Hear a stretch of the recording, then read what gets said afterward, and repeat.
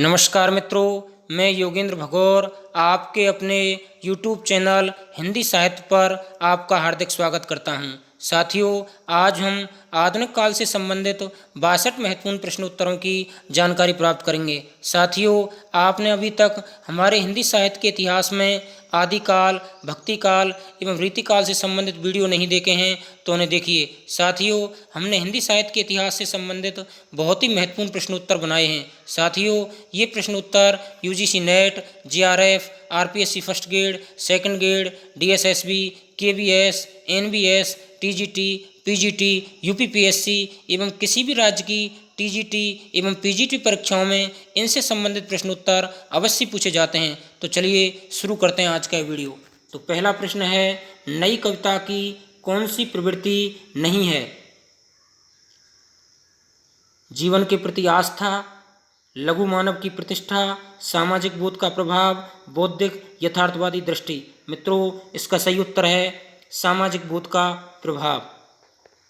चलिए अगला, अज्ञे को किस रचना का ज्ञानपीठ पुरस्कार प्राप्त हुआ? महावृक्ष के नीचे, कितनी नावों में कितनी बार, सागर मुद्रा, आंगन के पार द्वार। मित्रों, अज्ञे जी को कितनी नावों में कितनी बार रचना के ऊपर ज्ञानपीठ पुरस्कार प्राप्त हुआ था। चलिए अगला, हमें प्रयोगवाद कहना उतना सार्थक या निरर्थक है जितना हमें कवितावादी कहना। कथन किसका है? अज्ञे का, नरेश मेहता का, धर्मवीर भारती का, नरेश मेहता का। मित्रों, ये सही आंसर है इसका अज्ञे जी का, जिनका कि पूरा नाम है सच्चिदानंद हीरानंद वात्स्यायन अज्ञे। चलिए अगला प्रश्न, फेटेंसी का प्रयोग किस रचना में प्रमुखता से हुआ है? मित्रों, फेटेंसी का प्रयोग किस रचना में प्रमुखता से हुआ है? मित्रों, अंधेरे में, ब्रह्मा राक्षस, उपर्युक्त दोनों में, इनमें से कोई नहीं। मित्रों, फेटेंसी का जो प्रयुक्त है वो दोनों ही रचनाओं में हुआ है, जिनमें अंधेरे में और ब्रह्मा राक्षस दोनों ही रचनाएं हैं। अतः इसका आंसर है उपर्युक्त दोनों ही रचनाएं। चलिए अगला, प्रयोगवाद का आरंभ किससे माना जाता है? ताड़ सप्तक, नई कविता, रूपम, नई समीक्षा। मित्रों, प्रयोगवाद का आरंभ है वो ताड़ सप्तक से माना जाता है। और मित्रों, ताड़ सप्तक के जो जनक हैं वो अज्ञे जी हैं। चलिए अगला, ताड़ सप्तक और प्रकाशन वर्ष में कौन सुमेलित नहीं है? ताड़ सप्तक 1943, दूसरा ताड़ सप्तक 1956, तीसरा ताड़ सप्तक 1959 और चौथा ताड़ सप्तक 1979। मित्रों, इनमें दूसरा ताड़ सप्तक 1949 यह सम्मिलित नहीं है, क्योंकि मित्रों दूसरा जो ताड़ सप्तक है वो 1949 से 1951 तक लिखा गया। अतः इसका उत्तर है दूसरा ताड़ सप्तक। चलिए अगला, किस कवि की अधिकांश रचनाओं में सपाट, उबड़ खाबड़, दलीय और पोस्टरीय कहा गया? मित्रों, मुक्तिबोध, नागार्जुन, केदारनाथ अग्रवाल, निराला। मित्रों, नागार्जुन की रचनाओं को। चलिए अगला प्रश्न, युग की गंगा के रचनाकार कौन हैं? राहुल सांस्कृतायन, नागार्जुन, मुक्तिबोध, केदारनाथ अग्रवाल। मित्रों, इसका सही उत्तर है केदारनाथ अग्रवाल। चलिए अगला, परमात्मा की छाया आत्मा में पड़ने लगती है और आत्मा की छाया परमात्मा में पड़ने लगती है, यही छायावाद है। छायावाद की उक्त परिभाषा किसकी है? जयशंकर प्रसाद जी की, महादेवी वर्मा, रामकुमार वर्मा, रामचंद्र शुक्ल। मित्रों, उपर्युक्त परिभाषा डॉक्टर रामकुमार वर्मा जी की है। मित्रों, बहुत ही अच्छा प्रश्न है परीक्षा की दृष्टि से, बहुत ही अच्छी परिभाषा है मित्रों। चलिए अगला, प्रगतिशील लेखक संघ की स्थापना का वर्ष है 1930, 1931, 1936 और 1939। मित्रों, इसका सही उत्तर है 1936। चलिए अगला, पुष्प की अभिलाषा कविता के रचनाकार हैं? माखनलाल चतुर्वेदी, सुभद्रा कुमारी चौहान, सुमित्रानंदन पंत और माखन रामनरेश त्रिपाठी। मित्रों, इसका सही आंसर है माखनलाल चतुर्वेदी। मित्रों, माखनलाल चतुर्वेदी की एक रचना और है कैदी और कोकला, वो भी बहुत महत्वपूर्ण है। चलिए अगला, छायावाद के किस कवि को शब्द शिल्पी कहा गया है? निराला जी को, सुमित्रानंदन पंत को, जयशंकर प्रसाद को, महादेवी वर्मा को। मित्रों, सुमित्रानंदन पंत को, जिनको कि प्रकृति का सुकुमार कवि भी कहा जाता है। कई बार पढ़ चुके मित्रों, प्रकृति का सुकुमार कवि, जिनको मित्रों चिदम्बरा जिनकी रचना के ऊपर जिन्हें ज्ञानपीठ पुरस्कार भी मिला था। चलिए अगला, जयशंकर प्रसाद की रचनाओं का वरीयता क्रम बताइए। कामानी, लहर, झरना, आंसू, आंसू, कामानी, लहर, झरना, लहर, झरना, आंसू, कामानी, झरना, आंसू, लहर, कामानी। मित्रों इस प्रकार के प्रश्न कई बार प्रतियोगी परीक्षाओं में पूछे जाते हैं। प्रतियोगी परीक्षाओं की दृष्टि से मित्रों इस प्रकार के प्रश्न उत्तर बहुत ही इंपॉर्टेंट बन जाते हैं। तो अतः इनका सही क्रम है झरना, आंसू, लहर, कामानी। मित्रों प्रसाद जी ने इसी प्रकार से उनका क्रम सही माना है। सबसे पहले उनकी झरना रचना, फिर आंसू, लहर और बाद में कामानी, जो कि 1936 में जिनकी रचना की गई। चलिए अगला, युगीन यथार्थ के प्रति सर्वाधिक जागरूक छायावादी कवि हैं जयशंकर प्रसाद, सुमित्रानंदन पंत, निराला, रामकुमार वर्मा। मित्रों इसका सही और उत्तर है निराला, जिनका कि पूरा नाम सूर्यकांत त्रिपाठी निराला जी है, जिनकी की पहली रचना जूही की कली 1916 है, जिनकी रचना सरोज स्मृति जो हिंदी साहित्य का एकमात्र शोक गीत है। चलिए अगला, सुमित्रानंदन पंत को किस रचना पर ज्ञानपीठ पुरस्कार प्राप्त हुआ? युगांत, लोकायतन, कला और बूढ़ा चांद, चिदम्बरा। मित्रों इनकी रचना थी चिदम्बरा, इनके ऊपर इनको क्या है ज्ञानपीठ पुरस्कार मिला था। चलिए अगला, पंत की रचनाओं का वरीयता क्रम बताइए। पल्लव, बीना, युगांत, गुंजन, बीना, पल्लव, गुंजन, युगांत, गुंजन, युगांत, बीना, पल्लव, युगांत, गुंजन, पल्लव, बीना। मित्रों इनका सही क्रम है बीना, पल्लव, गुंजन, युगांत। मित्रों इस प्रकार के प्रश्न उत्तर, जैसा कि मैं पूर्व में बता चुका कि रचना और रचनाकारों से संबंधित प्रश्न उत्तर प्रतियोगी परीक्षाओं में निश्चित रूप से पूछे जाते हैं। हर बार 2-4 प्रश्न प्रतियोगी परीक्षाओं में रचना और रचनाकारों से संबंधित पूछता है, जो कि कई बार कठिन हो जाते हैं। अतः पंत की रचनाओं का सही क्रम है बीना, पल्लव, गुंजन और युगांत। चलिए अगला, छायावाद को प्रतिबिंबवाद किसने कहा? रामचंद्र शुक्ल, नामवर सिंह, नगेंद्र सिंह, बच्चन सिंह। मित्रों ऐसा आचार्य रामचंद्र शुक्ल ने कहा है, जो कि हिंदी साहित्य के इतिहास के सर्वाधिक प्रमाणिक लेखक भी हैं, आचार्य रामचंद्र शुक्ल जी। अतः छायावाद को प्रतिबिंबवाद रामचंद्र शुक्ल जी ने कहा है।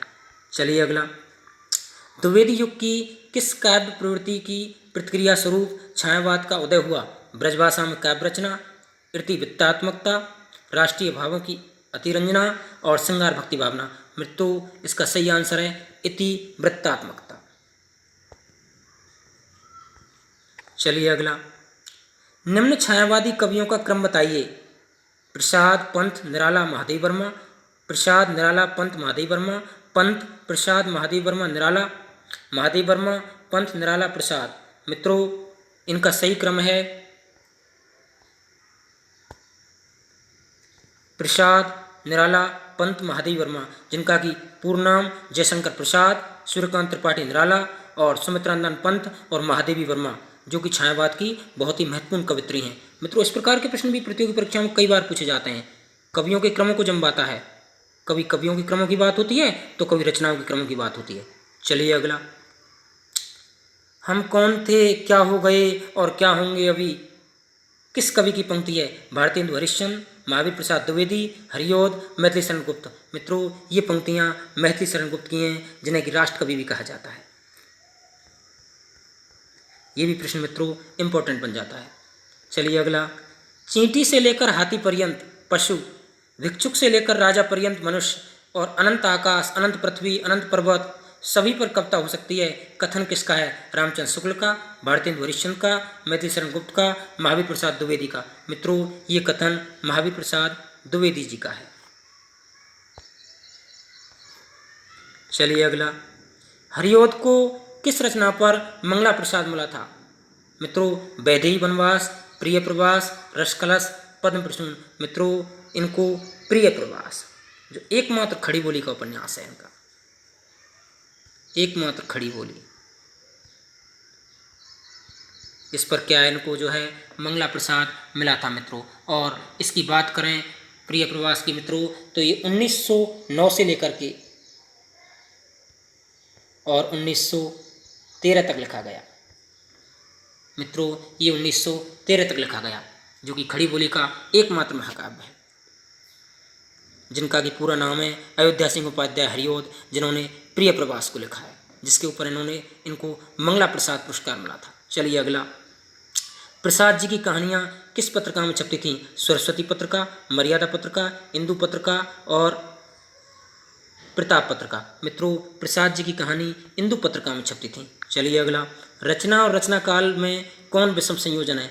भारत भारती 1910, साकेत 1931, प्रिय प्रवास 1914 और पंचवटी 1925। मित्रों, इसमें विषम है भारत भारती 1910। मित्रों, भारत भारती को 1912 में लिखा गया। मित्रों, 1912 में, और इसका संशोधन रूप जो है 1914 में प्रकाशन में आया।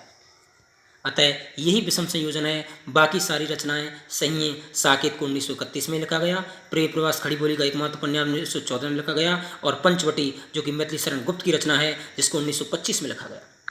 चलिए अगला, इनमें से कौन से आलोचक ने इंदुमती को हिंदी की पहली कहानी माना है? प्रेमचंद, आचार्य रामचंद्र शुक्ल, शिवदान सिंह चौहान और श्याम सुंदर दास। मित्रों, आचार्य रामचंद्र शुक्ल ने इंदुमती को पहली कहानी माना है। चलिए अगला प्रश्न, पाजेब किसकी प्रसिद्ध कहानी है? जैनेन्द्र, मोहन राकेश, अज्ञे और सुदर्शन। मित्रों, पाजेब जैनेन्द्र जी की कहानी है, जो कि मित्रों एक बाल मनोवैज्ञानिक कहानी है, जिसमें मित्रों एक बालक के ऊपर क्या पाजेब चुराने का जो है सारा परिवार उसके ऊपर इल्जाम लगा देता है, आरोप लगा देता है, जो कि पाजेब जो है मित्रों उस बालक की बुआ के द्वारा ले जाया जाता है, और अंत में यह निकलता है कि बालक को बार बार सताया जा रहा था, जो कि पाजेब उसकी बुआ के ऊपर के पर्स में निकलती है। तो यह एक क्या है? बाल मनोवैज्ञानिक कहानी है। अतः पाजेब जैनन जी के द्वारा लिखी गई। बहुत ही सीधा प्रश्न है, लेकिन अच्छा प्रश्न बनता है मित्रों। चलिए अगला, निम्न कहानियों को आरोही क्रम में रचनाकार की दृष्टि से व्यवस्थित कीजिए। उसने कहा था पंचपरमेश्वर आकाशदीप मलबे का आदमी। पंचपरमेश्वर उसने कहा था आकाशदीप मलबे का आदमी। मलबे का आदमी आकाशदीप उसने कहा था पंचपरमेश्वर। आकाशदीप पंचपरमेश्वर मलबे का आदमी उसने कहा था। मित्रों, ये रचनाओं का क्रम है। उसने कहा था, पंचपरमेश्वर, आकाशदीप और मलबे का आदमी, ये इनका सही क्रम है मित्रों।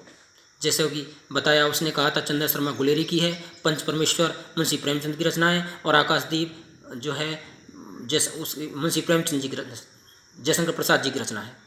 चलिए अगला, उस रात की ग्रंथ किस कहानीकार का संकलन है? सुरेंद्र वर्मा, महावीर खाल्टा, धीरेन्द्र अस्थाना और अमरेंद्र मिश्र। मित्रों, ये जो रचना है ये धीरेन्द्र अस्थाना की है। चलिए अगला, इनमें से कौन नई कहानी आंदोलन से नहीं जुड़े हैं? जैनेन्द्र, कमलेश्वर, मोहन राकेश, अमरकांत। मित्रों, इनमें से नई कहानी से जैनेन्द्र जी, जो कि बाल मनोवैज्ञानिक रचनाएं करते हैं, जिनकी कि अभी भी अपन ने कहानी पढ़ी थी। चलिए अगला, राजा निर्वंशिया और तलाश किसकी रचना है? मोहन राकेश, कमलेश्वर, राजेंद्र यादव, निर्मल वर्मा। मित्रों, ये रचना है कमलेश्वर। मित्रों, बहुत ही इंपॉर्टेंट, इस प्रकार के प्रश्नों को कई बार, रचना और रचनाओं से संबंधित प्रश्नों को कई बार प्रतियोगी परीक्षाओं में पूछा जाता है। चलिए अगला, तीसरी कसम एवं लाल पान की बेगम नामक कहानियों के लेखक कौन हैं? मार्कंडे, कमलेश्वर, फणीश्वरनाथ रेणु और उषा प्रेमवदा। मित्रों, इसके लेखक हैं फणीश्वरनाथ रेणु, जिनको एकमात्र आंचलिक उपन्यासकार कहा गया। आंचलिक उपन्यासकार कहा गया मित्रों, इनका एक उपन्यास था मैला आंचल। मैला आंचल था मित्रों, फणीश्वरनाथ रेणु जी का मित्रों मैला आंचल, जो कि मित्रों 1954 में लिखा गया। अतः अगर कहीं आंचलिक उपन्यासकार की बात होती है तो आंचलिक उपन्यासकार में जो है रेणु जी का नाम प्रथम आता है। ये आंचलिक कहानियाँ लिखते हैं, जिनकी कि पहलवान की ढोलक कहानी है, ये भी फणीश्वरनाथ रेणु की कहानी है। बहुत ही इंपॉर्टेंट बन जाता है मित्रों, परीक्षा उपयोगी प्रश्न है। तीसरी कसम और लाल पान की बेगम। चलिए अगला, नई कहानी का सबसे बड़ा वैशिष्ट्य है कथा तत्व का हंस। यह कथन किस आलोचक का है? Doctor Namvar Singh, doctor Nagendra Singh, doctor Ganpati गुप्त और प्रेमचंद। मित्रों, ये इसका सही आंसर है डॉक्टर गणपति गुप्त। चलिए अगला, कहानी पत्रिका का प्रकाशन कब हुआ? 1950 ईस्वी में, 1955 ईस्वी में, 1960 ईस्वी में, 1975 ईस्वी में। मित्रों, कहानी पत्रिका का प्रकाशन जो है 1955 ईस्वी में हुआ था। चलिए अगला, वसीयत कहानी के लेखक इनमें से कौन हैं? मोहन राकेश, अज्ञे, कमलेश्वर और भगवती चरण वर्मा। मित्रों इसके लेखक हैं भगवती चरण वर्मा। मित्रों कई बार इस प्रकार के प्रश्न पूछे जाते हैं कहानी से संबंधित। चलिए अगला, एचेंस का सत्यार्थी कहानी के लेखक कौन है? सुदर्शन, कौशिक, प्रसाद और प्रेमचंद। मित्रों इसके लेखक हैं सुदर्शन जी। चलिए अगला, प्रेमचंद का कौन सा कहानी संग्रह अंग्रेज सरकार ने जब्त कर लिया गया था? मित्रों सोजे वतन, प्रेम पचीसी, प्रेम द्वादशी, इनमें से कोई नहीं। मित्रों प्रेमचंद का जो सोजे वतन जो था, सोजे वतन रचना, वो क्या है, इसको अंग्रेज सरकार ने जब्त कर लिया गया था। चलिए अगला प्रश्न, प्रसाद जी का पहला कहानी संग्रह छाया कब प्रकाशित हुआ? 1908 में, 1910 में, 1906 में, 1912 में। मित्रों प्रकाश जी की पहला कहानी संग्रह जो है 1912 में प्रकाशित हुआ। मित्रों आपने अभी तक हमारे चैनल को सब्सक्राइब नहीं किया है तो चैनल को सब्सक्राइब कर लीजिए। चलिए अगला, हिंदी कहानी के विकास में प्रेमचंद युग का समय क्या है? 1900 से 1915, 1916 से 1936 और 1936 से 1950 और 1960 से 1960 के पुराण। मित्रों इसका सही समय 1916 से लेकर के और 1936 यानी छायावाद के समय के आसपास की बात है। उस समय प्रेमचंद युग का कहानी का विकास का दौर था, वो चल रहा था।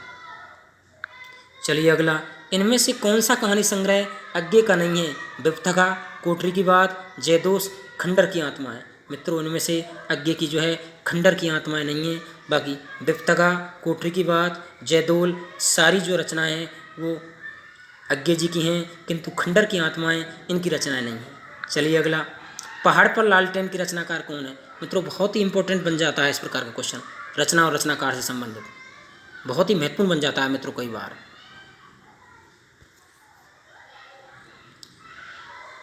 उदय प्रकाश, विनोद कुमार शुक्ल, प्रयाग शुक्ल और मंगलेश डबराल। मित्रों पहाड़ पर लालटेन के रचनाकार जो हैं वो मंगलेश डबराल जी हैं।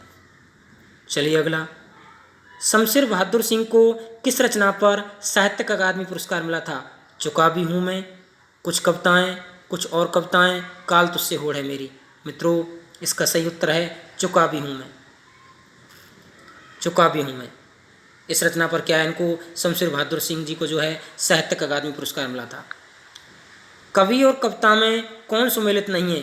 भवानी प्रसाद मिश्र, सुन्नता, शमशेर बहादुर सिंह, एक पीली श्याम, धर्मवीर भारती, मुनादी और केदारनाथ सिंह मोर्चे पर। मित्रों इनमें से केदारनाथ सिंह मोर्चे पर ये इनकी नहीं है, बाकी तीनों ही रचनाएं भवानी प्रसाद मिश्र की सुन्नता है, शमशेर बहादुर सिंह की एक पीली श्याम और धर्मवीर भारती की मुनादी।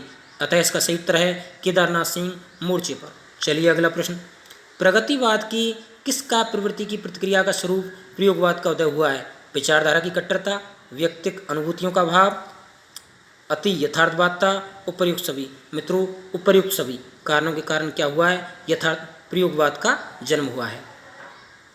और प्रयोगवाद के जनक मित्रों अज्ञे जी को कहा जाता है। चलिए अगला, भारत भारती सम्मान किसके द्वारा दिया जाता है? ज्ञानपीठ, साहित्य अकादमी, उत्तर प्रदेश सरकार और मध्य प्रदेश सरकार। मित्रों ये उत्तर प्रदेश सरकार के द्वारा दिया जाता है। जैसा ही कहा जाए मित्रों उत्तर प्रदेश में क्या है, ज़्यादातर कवि और कवित्रियों ने जन्म लिया है, अतः जो है रचनाएं और रचनाकार वहाँ से ज़्यादा पैदा हुए हैं, एवं अतः भारत भारती जो सम्मान है वो उत्तर प्रदेश सरकार द्वारा दिया जाता है।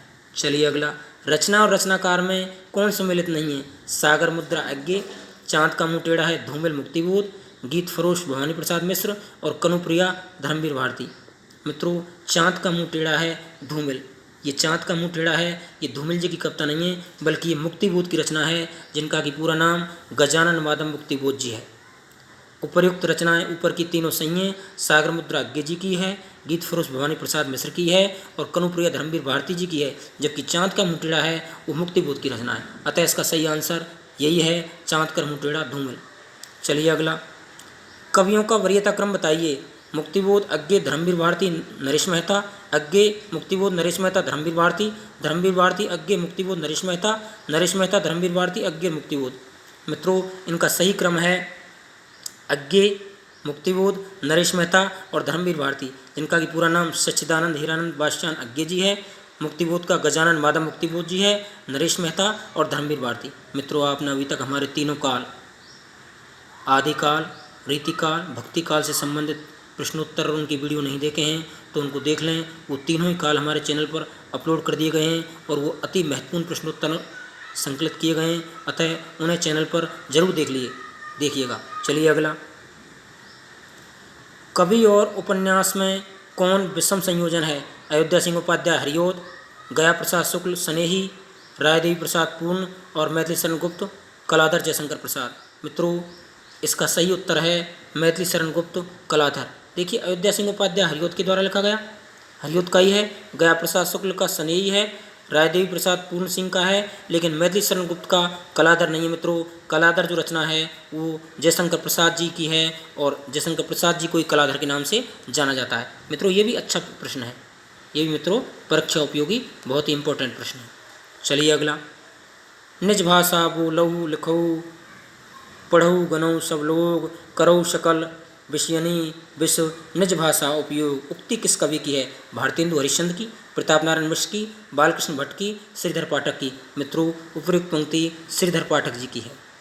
चलिए अगला, पढ़ी कमाए कीनो कहाँ हारे ने हर देश, हारे ने देश कलेश, जैसे कंता घर रहे तैसे रहे विदेश। पढ़ी कमाए कीनो कहाँ हरे न देश कलेश, जैसे कंता घर रहे तैसे रहे विदेश। पंक्ति किसकी है? भारतेंदु हरिश्चंद्र की, राधाचरण गोस्वामी की, बालकृष्ण भट्ट की और प्रताप नारायण मिश्र की। मित्रों उपयुक्त पंक्ति प्रताप नारायण। मित्रों बहुत ही इंपॉर्टेंट पंक्तियाँ, मित्रों बहुत ही इंपॉर्टेंट पंक्ति, बहुत ही इंपॉर्टेंट प्रश्न है मित्रों। चलिए अगला, भारतेंदु युगीन गद्य को हसमुख गद्य किसने कहा? रामविलास शर्मा, रामचंद्र शुक्ल, बालमुकुंद गुप्त और बच्चन सिंह। मित्रों ये कहा है डॉक्टर बच्चन सिंह ने। चलिए अगला, निज भाषा उन्नति है सब उन्नति को मूल, बिन निज भाषा ज्ञान के मिटे न ये को सूल। उक्ति किसकी है? प्रताप नारायण मिश्र की, भारतेंदु हरिश्चंद्र की, प्रेमधन की और अम्बिकादत्त व्यास की। मित्रों प्रयुक्त पंक्तियाँ भारतेंदु हरिश्चंद्र की है, जिन्हें आधुनिक गद्य का नवजागरण दूत भी कहा जाता है। अगला, भारतेंदु युग का साहित्य हिंदी भाषा जनता का साहित्य है, वह हमारे जातीय नवजागरण का साहित्य है। यह कथन किसका है? नामवर सिंह का, बच्चन सिंह का, रामचंद्र शुक्ल का और रामविलास शर्मा का। मित्रों ये कथन है रामविलास शर्मा जी का। मित्रों अच्छा प्रश्न है, भारतेंदु युग से अच्छा प्रश्न है मित्रों। चलिए, ठेठ हिंदी का ठाठ रचना का संबंध किस विधा से है? निबंध, प्रहसन, नाटक, उपन्यास। मित्रों ये उपन्यास है, अच्छी रचना है मित्रों।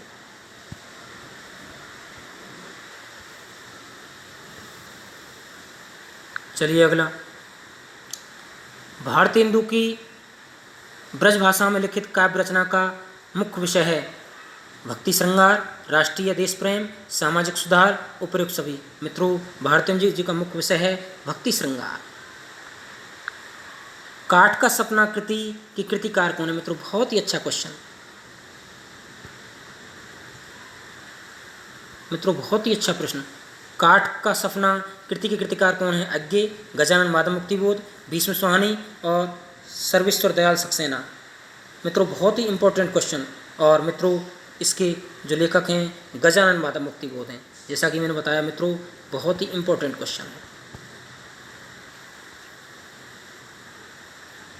चलिए अगला प्रश्न, समाचार सुधा वर्षन पत्र कहाँ से प्रकाशित होता है? बनारस से, कलकत्ता से, इलाहाबाद से और मिर्ज़ापुर से। मित्रों ये प्रकाशित होता है कलकत्ता से। चलिए अगला, पत्रिका और प्रकाशन स्थल में कौन विषम संयोजन है? हिंदी प्रदीप प्रयाग, आनंद कादम्बनी मिर्ज़ापुर, ब्राह्मण काशी कानपुर और भारतेंदु वृंदावन। मित्रों ये विषम संयोजन है, ब्राह्मण जो है काशी।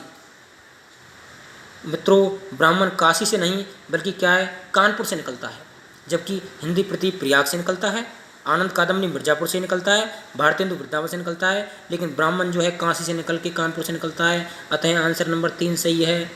चलिए अगला, गोवर्धन दास भारतेंदु किस नाटक का पात्र है?